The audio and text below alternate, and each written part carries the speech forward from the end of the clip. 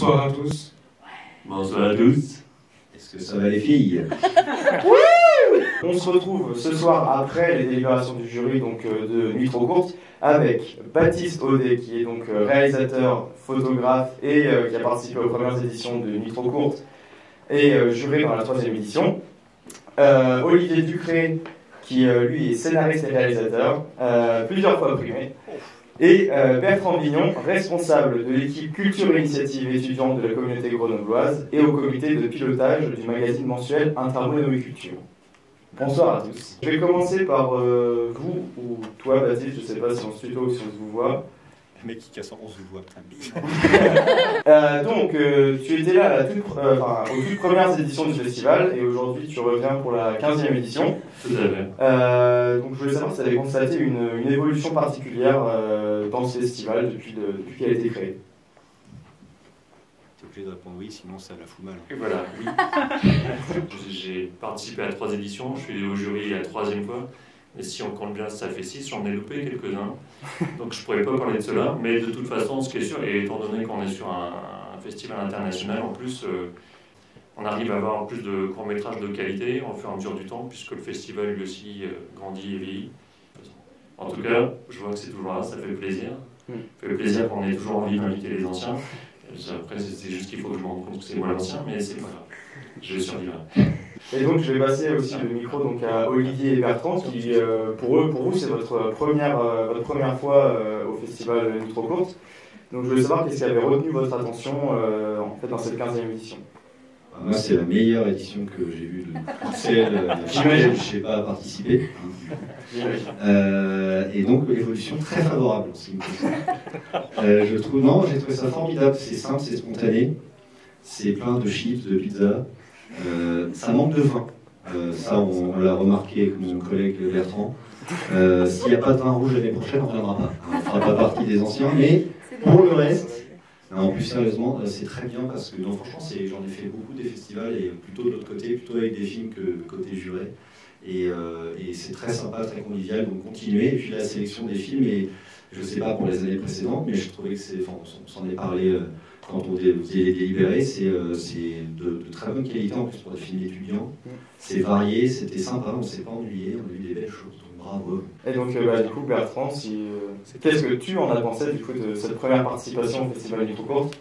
C'était la première fois que mes 2 collègues, donc à refaire, j'espère. Et puis surtout, c'est qu'il y avait plein de monde, c'était vachement chouette, la salle était pleine. Les gens réagissaient dans la salle en applaudissant, en riant et en ressentant les courts-métrages, donc à refaire. Et puis vraiment très volontiers parce que votre équipe est drôlement sympathique. Merci à vous. Et donc du coup, vous parlez de la qualité et donc, du contenu des courts-métrages. Et tout à l'heure, on a évoqué le fait que le réalisateur de L'Homme penché a évoqué le fait que une nouvelle tendance qui est que le futur est plus sombre que maintenant. Et donc maintenant, qu'est-ce que vous en pensez, vous, en tant que cinéaste confirmé, on va dire? Alors tiens, je crois qu'on parle pas de moi. Alors, je vais dire un truc intelligent, ce sera vraiment le seul, mais du coup, vous pouvez le couper.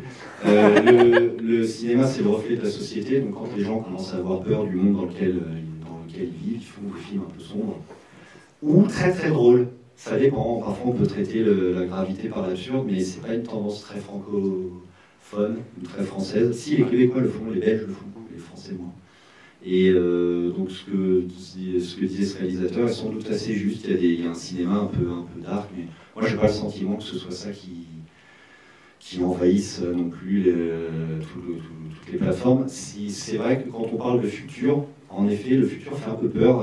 Si on se réfère à Black Mirror ou à ce genre de série, en général, il y a assez peu de films futuristes extrêmement enthousiastes, drôles et merveilleux, dans lesquels tous les gens seraient heureux.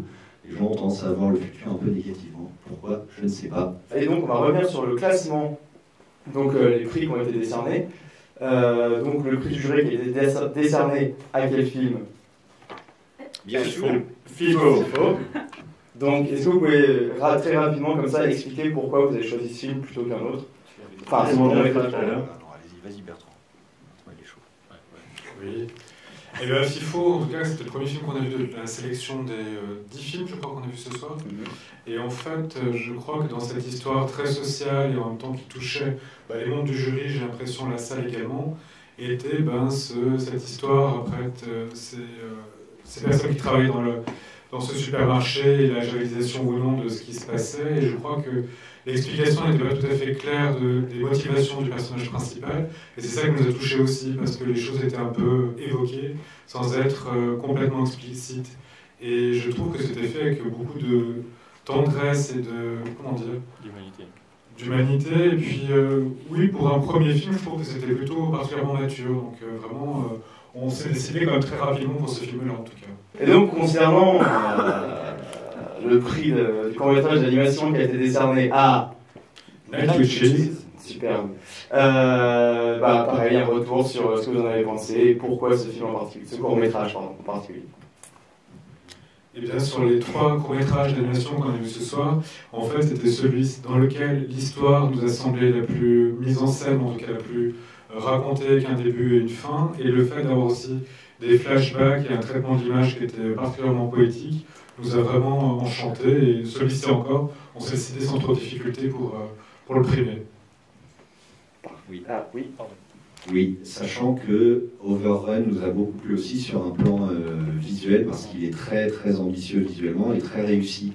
Mais, et ça, d'autres jurys auraient pensé différemment, mais nous on place avant tout l'histoire et le propos et la narration, et pour le coup Overrun est plus un très très beau clip qu'un court-métrage. Et donc on va terminer donc, cette interview avec juste une petite question comme ça. Sur la Syrie. Ouais, on s'y attendait de toute façon. Bref, non, pas du tout, une question bien plus légère. Un peu donc sur justement d'éventuels conseils pour d'éventuels auteurs qui regarderaient donc cette interview derrière leur écran d'ordinateur, éventuellement, et qui n'oseraient pas se lancer ou qui ne sauraient pas comment faire. Est-ce que vous auriez des conseils à leur donner ou votre parcours à vous, comment tout ça s'est passé en fait? La seule chose à dire, c'est d'oser et d'essayer. Si on n'essaie pas, on ne peut pas réussir. Moi je remercie toujours tous ceux qui n'osent pas, parce qu'ils laissent vachement plus de place à ceux qui osent. Ouais, c'est pas mal aussi. Et d'une certaine façon, si tout le monde ose, ce serait bien dans la merde, parce qu'il y a déjà quand même vraiment beaucoup. C'est même comme ça qu'on les reconnaît. Voilà. Non, mais vraiment, allez-y, quoi. Vous voulez écrire, écrivez. De toute façon, il y a de plus en plus de contenu à écrire, il y a de plus en plus de demandes, ça c'est vrai.